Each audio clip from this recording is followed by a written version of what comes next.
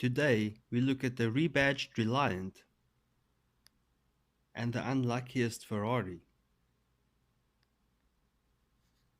The RS200, directly responsible for both Group B's demise and the rally's darkest day. Yet, it was just another car built for the near limitless specs of Group B, and with zero crowd control, it was merely a waiting game until someone drew the short straw.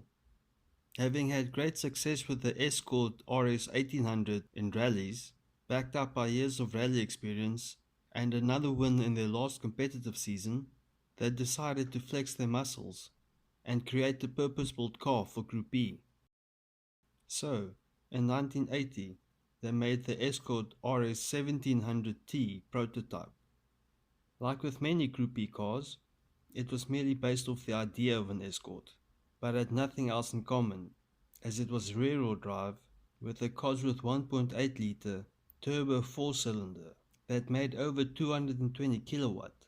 Side note, I mentioned the rear-wheel drive here as in 1980 Ford also switched the Escort to front-wheel drive, so if you want one of the fun ones, get a pre-80s model, but I digress. Most people think the main reason for the shift to all-wheel drive was because of Audi, but it was actually due to marketing's fear that people would perceive it as a step backwards, and so Ford began work on a bespoke all-wheel drive model, which they soon realized was actually needed to take on the Quattro, and they named it the RS200. It finally became its own unique thing. On the other side of the coin, the RS 1700T's development was problem-filled, and they abandoned the project in 1983, leaving them with no car for Group B. But, not wanting to abandon Group B, or write off all that funding, the executives decided to learn from this project, and instead, make a new purpose-built rally car. And so, the RS200 was born. They went with a completely unique design, featuring fiberglass composite body panels, a rear mid-mounted engine, and a bespoke all-wheel drive system.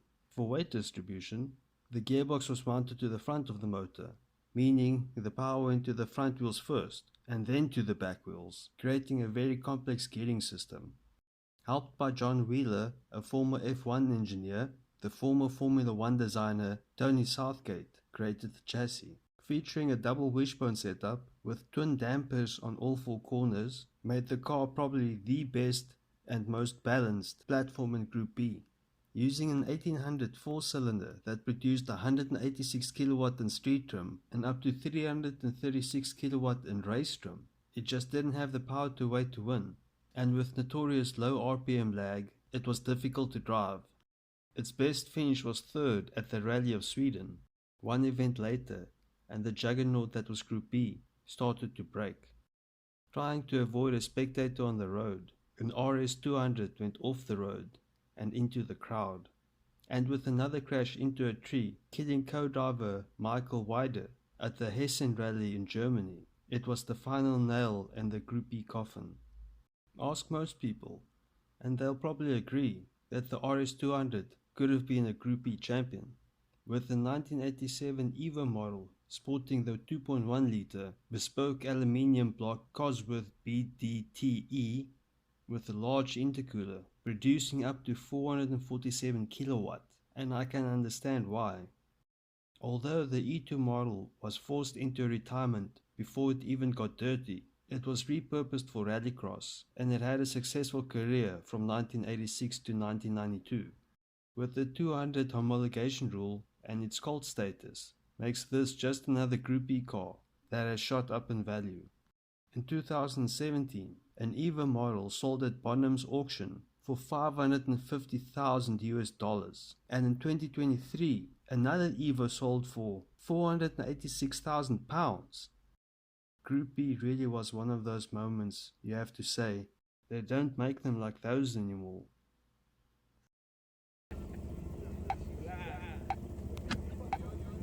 And we are. Nice control launch.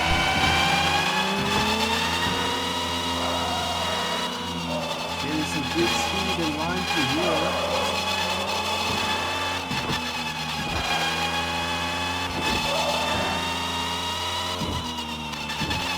Wow. some control through there.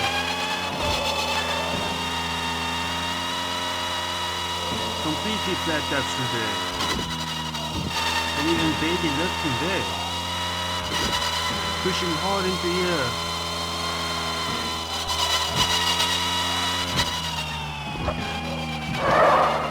Wow, it handled that corner amazingly. And this section as well, this car is going to be super quick.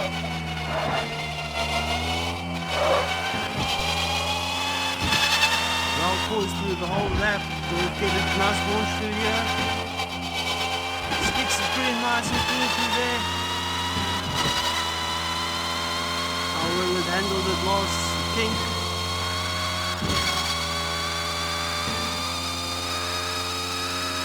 Easily and across the line. What do you do when you need to put a luxury automotive brand in its place on the racetrack? Well, if your name is Ferrari, you build this. The 335S, built as a direct response to Maserati's 450S and its monstrous 4.5-litre V8, and the next step in Ferrari's constant racing evolution. 4 355S's were made, 2 being converted 315S chassis that it was replacing, sported an upgraded Jano V12 with 40 litres of displacement, producing 294 kilowatt at 7,400 RPM, with an estimated top speed of about 300 kilometers an hour. This was a serious car, even for today, and it was built in 1957. With this exceptional performance for the time, it was also called the Super Testarossa. With hype like this, you'd think it was dominating the circuits, but in fact, it had some of the worst luck imaginable. At the 1957 Mille Miglia, where Alfonso de Portago was fourth, and at the final pit stop, skipped a tyre change to save time. 35 kilometers before the finish, his left front tyre burst at 240 kilometers an hour. I don't need to tell you that didn't end well. Portago, his co-driver Nelson, and 9 spectators lost their lives. And it was so gruesome that the Italian government ended the Mille Miglia and banned all motor racing on public roads.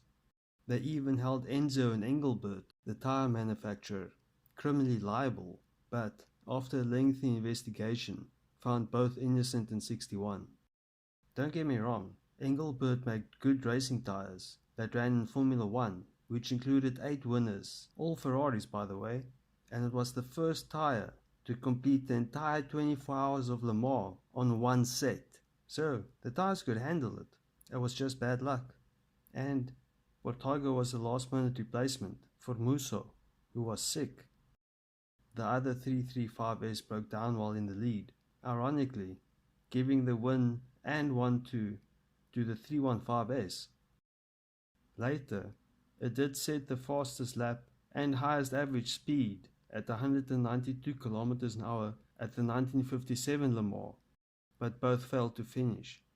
Though it did get a 1-2 at the 57th Venezuelan Grand Prix, the last race of the season, giving Ferrari enough points to win the manufacturer's World Championship that year, and it technically never beat the Maserati 450S, as all 3 retired due to accidents. I'd like to think this car was just ahead of its time. That motor certainly was, and with a compression ratio of 9.2, in my opinion, it would be happy with a supercharger. Hell, I'd be happy with this as a crate motor today, but, as I mentioned earlier, there were only 4 made, and one's written off, means these things are some of the most valuable cars of all time. With Ferrari's single-digit productions and the reuse of leftover chassis, makes these mid-century Ferraris basically one-offs these days. Just look at the 335S's lineage. The 290S, 2 produced, 1 was upgraded to the 315S spec and met its end dressed as a 335S at the 57 Mille Miglia. The other one was later also converted to a 315S. So there's none left. The 315S, 3 made, with 2 being converted to 335S's. Chassis number 0684, The new from scratch 315S only raced twice and went into long-term storage, but since then has been carefully restored, a true one-off. And the 335S, with only 4 produced and 1 written off, there's only 3 left, and 1 sold on auction in 2016 for just under $36 million, making it the most expensive car sold at the time and still the 5th most expensive car sold of all time, only beaten by other Ferraris and the 300 SLR Coupe. It was fast, it was powerful, it was unfortunately only eligible for 1 season. A season, if nothing went wrong, could have given Ferrari the world manufacturer's title single-handedly, but it was just not meant to be.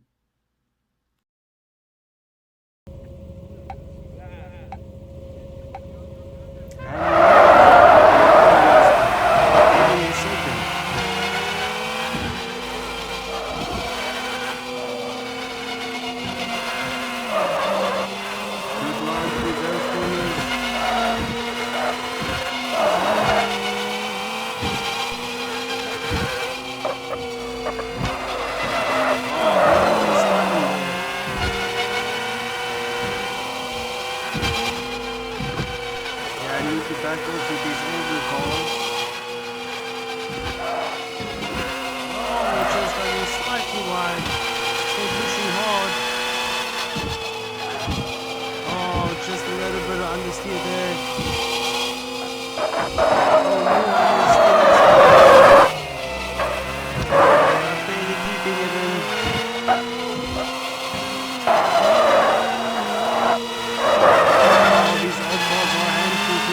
Out the corners. Now look at that small sliding car. Oh, just keeping it in control there. Struggling to get the power down.